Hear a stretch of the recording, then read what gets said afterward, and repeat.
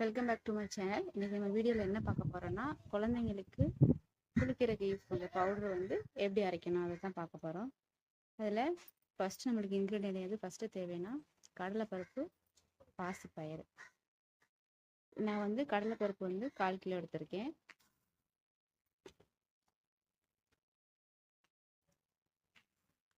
இதே அளவு தான் சேம் குவான்டிட்டி பாசிப்பயிறு, அதுவும் 1/4 கிலோ. அடுத்தது பூலாங்கிழங்கு, இது வந்து ஒரு கைப்பிடி அளவு போடணும். 1/4 கிலோக்கு அவ்வளோ போதும். இது ரெண்டும் வசம்பு.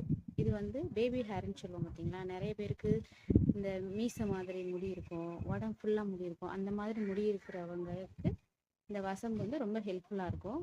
இந்த வசம்பு தேய்ச்சி குளிச்சோன்னா அந்த அன்வான்ட் ஹேர் வந்து ரிமூவ் ஆகிடும். அதுக்கு தான் இந்த வசம்பு 2 போட்டால் போதும்.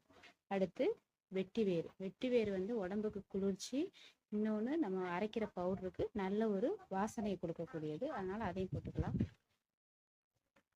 அடுத்தது வேப்பிலையோட பயனை வந்து நான் சொல்லி தெரியணும்னு இல்லை. ஸோ பேபிஸ்க்கு வந்து இதை போட்டு குளிச்சோம்னா இன்னும் ரொம்பவே நல்லது. இது வந்து ஒரு கைப்பிடி எடுத்துக்கோங்க. 1/4 கிலோக்கு அவ்வளோ எடுத்தால் போதும்.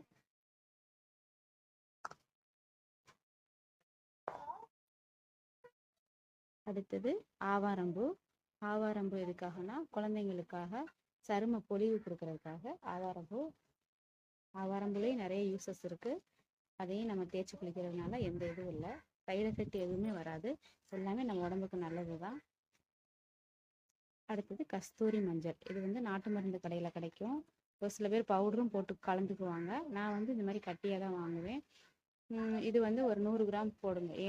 ஏன்னா நல்ல வாசனையாகவும், அந்த மஞ்சள் வந்து மேக்ஸிமம் நம்ம உரைச்சி குளிக்கிற மஞ்சள் அளவுக்கு இது உடம்புல பிடிக்காது. அதனால கொஞ்சம் குவான்டிட்டி கொஞ்சம் நிறையவே போட்டுக்கோங்க. இப்போ இது எல்லாத்தையும் வந்து மேக்ஸிமம் ஒரு வாரத்துக்கு நல்லா காய வச்சு எடுத்துக்கோங்க. இந்த ஆவாரம்பூ, வேப்பலை இது ரெண்டையுமே என்ன செய்யணும், நிழலில் உலர்த்திக்கணும். வெயிலில் வச்சு காய வைக்க வேண்டாம்.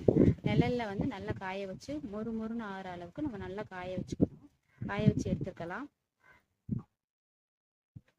இதில் வந்து குப்பைமேனி சொல்ல மறந்துட்டேன். குப்பைமேனி வந்து நம்ம குப்பை போன்ற உடலில் இருக்க அசுத்தங்களை எடுக்கிறதுக்கு தான் அந்த குப்பைமேனி யூஸ் பண்ணுறாங்க. இதுவும் ரொம்ப நல்லது. இது நிறைய யூஸ் பண்ண வேண்டாம், கொஞ்சமாக போட்டால் போதும். ஏன்னா நார்மலாக நம்ம புண்ணு இருக்க இடத்துல இந்த குப்பைமேனியை ஒரு சில பேர் வைப்பாங்க. அது வந்து கொஞ்சம் எரிச்சலாக இருக்கும். குழந்தைங்களுக்கு இந்த பவுடர் யூஸ் பண்ணுறதுனால கொஞ்சம் கம்மியாகவே அதோட அளவை போட்டுக்கோங்க. இது எல்லாமே நல்லா காஞ்சிரட்டும். காய வச்சு எடுத்தது அந்த இலையெல்லாம் இப்படி நொறுங்கும் போது இந்த மாதிரி சவுண்டு வரணும். அந்த அளவுக்கு கொஞ்சம் நல்லாவே நிழலில் உலர்த்தி காய வச்சுக்கோங்க. இப்போ நம்ம பவுட்ரு காய வச்சு அரைச்சி எடுத்துகிட்டு வந்தாச்சு. இதான் அந்த பவுட்ரு, ரொம்ப நல்லாயிருக்கும். இதை ட்ரை பண்ணி பாருங்கள். மேக்ஸிமம் என் பாப்பா வந்து பிறந்ததுலேருந்து இதுதான் நான் யூஸ் பண்ணிகிட்ருக்கேன். சோப்பு நட் வரைக்கும் யூஸ் பண்ணதே கிடையாது.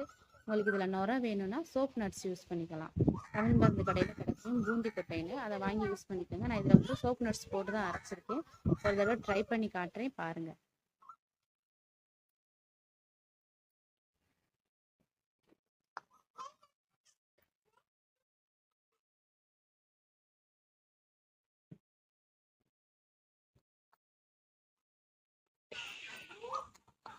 நார்மலாக நீங்கள் சோப்பு யூஸ் பண்ணி குளித்தா கூட இது இவ்வளோ ஃப்ரெஷ்னஸ் வராது, ரொம்ப நல்லாயிருக்கும். இந்த பவுடர் நானும் யூஸ் பண்ணுறேன்.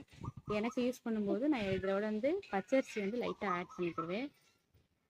போட்டு தேய்ச்சி குளிச்சு பாருங்கள், ரொம்பவே நல்ல ரிசல்ட் கிடைக்கும். இதில் நுரையும் வரும், ஆனால் நம்ம கண்ணுக்கு தெரியாது. குளிச்சு தண்ணி போகும்போது நல்லா தெரியும். ட்ரை பண்ணி பார்த்துட்டு சொல்லுங்கள் எப்படி இருந்துச்சுன்னு. மேக்ஸிமம் குழந்தைங்களுக்கு இந்த மாதிரி உள்ள பவுடர் யூஸ் பண்ணிங்கன்னா இன்னும் நல்லாது. ட்ரை பண்ணி பாருங்கள்.